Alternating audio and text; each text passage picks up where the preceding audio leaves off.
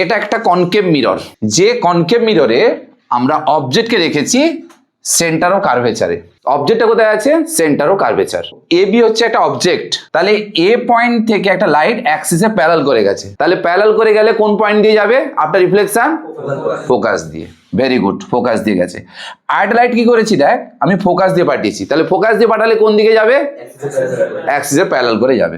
তাহলে এই দুটো রিফ্লেকশন লাইট এই পয়েন্টে মিট করেছে, তাহলে ইমেজ কি তৈরি হয়েছে এখানে? A dash B dash. তাহলে মিররের সামনে হয়েছে, তাহলে মিররের সামনে হলে কি ইমেজ হবে? Real image. রিয়েল এবং ইনভার্টেড, মানে দেখো উল্টে গেছে। এবার হচ্ছে সাইজটা কেমন হয়েছে?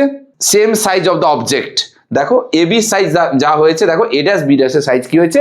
সেমই হয়েছে, এবং সেন্টারও কার্ভেচারে হয়েছে। তুমি এসো এটা প্র্যাকটিক্যাল করে দেখাবে।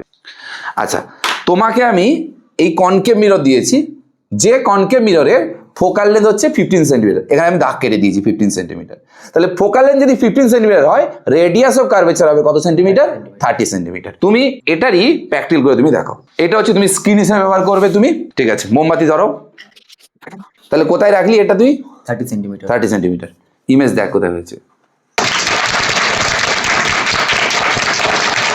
ইমেজ কোথায় হয়েছে?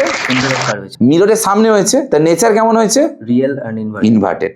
আর অবজেক্টে কি হয়েছে? Same size.